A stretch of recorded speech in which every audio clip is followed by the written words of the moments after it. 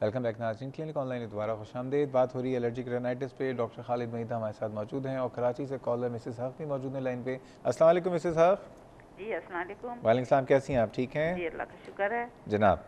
वो मुझे पता नहीं 1 साल से तकरीबन हो गया है, मुझे कोई स्मेल जो नाक के अंदर की स्मेल है सिर्फ वही स्मेल आती है, और बाहर की तो अब जैसे मेरे नाक के सामने हाथ आ जाए या कोई कपड़ा आ जाए या कुछ खाना पकड़ा, इतनी गंदी स्मेल आती है। सिर्फ मुझे आती, दूसरों को मेरे नाक से नहीं आती। जी जी, बाकी मेरे जो अंदर बाहर की नाक, स्मेल आपको नहीं आ रही है, सिर्फ नाक की स्मेल आ रही है अंदर की। जी नाक की, और कोई उसके सामने कोई इवन कोई सेंट लगा के गुजर जाए, मेरा अपना हाथ नाक के जी जी। आगे आ जाए, मेरे कपड़े आ जाए, इवन चाय पीती हूँ तो इतनी बदमज़ा लगती है, अगर नाक बंद करके पीऊँ तो कुछ ठीक बेहतर है, लगती है। आपको किसी भी तरह की खुशबू या बदबू जो बाहर की हो वो नहीं आ रही है? वो मतलब उसके वो मिल के नाक की स्मेल के साथ बहुत गंदी होती ठीक है। है, डॉक्टर साहब कुछ पूछना चाहेंगे? और ये मुझे ना कभी नजला इन्होंने हुआ कभी है, किसी से ना मुझे कभी मुआयना ऐसी कोई करवाया, तकलीफ ईएनटी हुई है। कंसल्ट किया कभी? अच्छा, आपने किसी को डॉक्टर को दिखाया है, किसी एंटी जी मैंने सर्जन? दिखाया था, उन्होंने मुझे एंटी डिप्रेशन पैथेडॉल या क्या दी थी, मैंने 4 महीने खाई ना, मुझे कोई असर नहीं हुआ। कुछ ताकत की दवाएं दी थी और लेकिन कोई फर्क नहीं उम्र पड़ा, दिन कितनी है ब आपकी दिन बढ़। मिसेस साहब? जी आपकी उम्र कितनी है? जी 65। डॉक्टर साहब कुछ और पूछना है आपने? नहीं बिल्कुल नहीं, जी उन्होंने एक आम डॉक्टर को दिखाया ठीक है जी, है। बहुत शुक्रिया। जी अभी आपके सवाल का जवाब देते हैं जनाब। इनको ये खुद अक्सर बहुत कॉमन सी कंप्लेन है कि जी लोगों को जो है खुशबू या उनकी जो स्मेल, सेंस ऑफ स्मेल है वो जी ख़त्म जी हो जाती है। बिल्कुल। ठीक है, इसकी क्या वजह है? देखिए, एक तो एज रिलेटेड चेंज है वैसे कि जिस्म के सारे खलियात जो हैं उनकी एक एज है, और आस्ते आस्ते वो अपने फंक्शन को उनका कम होना शुरू हो जाता है। तो ये हमारा जो खुशबू का जो सेंटर है नाक के बिल्कुल छत पे पाया जाता है, उसमें एट्रोफी हो जाती है। दूसरा, अगर जैसे हम सांस लेते हैं तो सांस ऊपर जाती है, उन एरिया को स्टिमुलेट करती है, तो हमें खुशबू या बदबू का एहसास होता है वैसे। तो उस रास्ते में अगर कोई रुकावट है, जैसे कॉमनेस्ट सोजिश हो जाना एलर्जिक राइनाइटिस में, या फ्लू के अंदर आपने देखा होगा कि खुशबू नहीं आती किसी चीज़ की, तो वहाँ एयर करंट नहीं पहुँचता ऊपर की ठीक है। तरफ। दूसरा, कोई बीमारी की वजह से, जैसे नाक की हड्डी का टेढ़ा होना, या कोई नेज़ल पॉलिप का हो जाना, नाक के ट्यूमर हो जाना, या नाक का गोश्त बढ़ जाना, ये सारी वजूहत ये हैं जो एयर को वहाँ तक पहुँचने नहीं देती, तो खुशबू। अच्छा, इनके तो खुशबू कहती हैं, इनको तो बदबू आती है अंदर हाँ, से। ये एक बड़ी तकलीफ दे हाँ, सिचुएशन। ये साइनोसाइटिस, यानी जो हमारे साइनसेस हैं नाक के बराबर में, अगर वो इस हद तक इन्फेक्टेड हैं तो उसकी स्मेल आती है। और ये सिम्टम ख़ासतौर पर साइनोसाइटिस तो का क्या ही है। मशवरा देंगे आप इन्हें? मेरा ये ख्याल है कि वो अपना मुआयना जो है वो उन्होंने अब तक जो करवाया है, या तो जनरल प्रैक्टिशनर से, तो वो उनको रेफ़र कर दें किसी ईएनटी कंसल्टेंट को, या ये बराह रास्त किसी ईएनटी ठीक है, सर्जन से अपना नाक का मुआयना करवा लें, ठीक है। ताकि। एक और कॉलर है हमारे साथ, लास्ट कॉलर है अली साहब। अस्सलाम वालेकुम वालेकुम सलाम। जनाब, खैरियत से हैं? टीवी का वॉल्यूम बंद कर दीजिए, सवाल बता दीजिए। अच्छा सर, एक मिनट। ठीक है सर, अब वॉल्यूम बंद हो जी गई। जी, बहुत शुक्रिया, बड़ी मेहरबानी। सर मैं अली बात कर रहा हूँ कराची से। जी सर जी। मेरा मसला ये है कि नाक है ना मेरी, कभी खुली होती है कभी बंद होती है। मैंने डॉक्टर प्रोफेसर जली साहब को दिखाया था, तो उन्होंने नासाकोड नेजल स्प्रे दिया था। तो जी, दूसरी जी। विजिट गया तो उन्होंने कहा आप इसको 1 महीना इस्तेमाल करें, इसके बाद दोबारा आइएगा। ठीक फिर है। मैं चला नहीं गया। अब 1 साल से मैं नासाकोड नेजल स्प्रे इस्तेमाल करूँ, ये 1 ज्यादा साल लंबे से? से नुकसान तो नहीं देगा? मैंने आपसे ये पूछना है, ये बड़ी ज्यादती कर इससे रहे हैं मुझे मेरे फायदा ख्याल हो रहा है। में। आप फ़ायदा तो हो रहा है, लेकिन जहाँ तक मेरा ख्याल है बड़ी ज्यादती हो रही है। अभी डॉक्टर साहब सोच रहे थे, डॉक्टर साहब ये जो कॉमन नेजल स्प्रेस हैं, उन्होंने नाम बोल भी दिया है, 1 साल से इस्तेमाल कर रहे हैं, कह रहे हैं इससे कोई नुकसान तो नहीं होगा?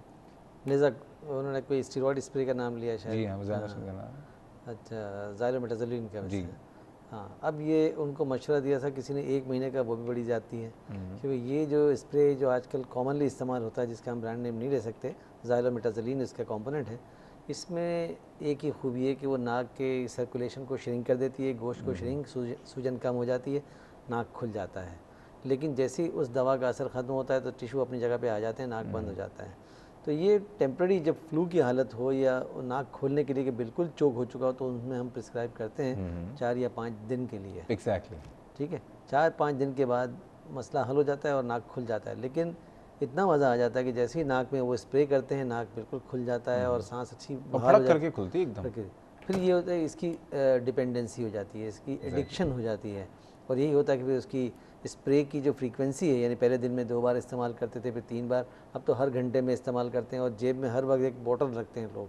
तो ये ड्रग एडिक्शन है, ये एक तो अलग। अब क्या करें, 1 साल से ले रहे हैं, एकदम बंद कर दें? हाँ नहीं, इसको चेंज करना पड़ेगा किसी एक वही नाक कान गले के जो माहिर कोई भी हो उनके जो कंसर्न उनसे करके एक कोऑर्डिनेटेड अप्रोच होती है इसमें कि वो स्प्रे बदल बदल के उसकी आदत ख़त्म करवाई जाती है, और खुदा ना खास्ता अगर फिर भी आदत ख़त्म नहीं होती तो वो सर्जरी करवाई जाती है ताकि वो नाक खुल जाए और इस पर से। ठीक है डॉक्टर साहब, आखिरी 10 सेकंड ये बताइए, अक्सर लोग होते हैं घर से जैसे ही निकलते हैं, जैसे ही बाहर आए धूप में एक्सपोजर हो, छींकें शुरू और नाक में पानी शुरू, वो लोग क्या करें?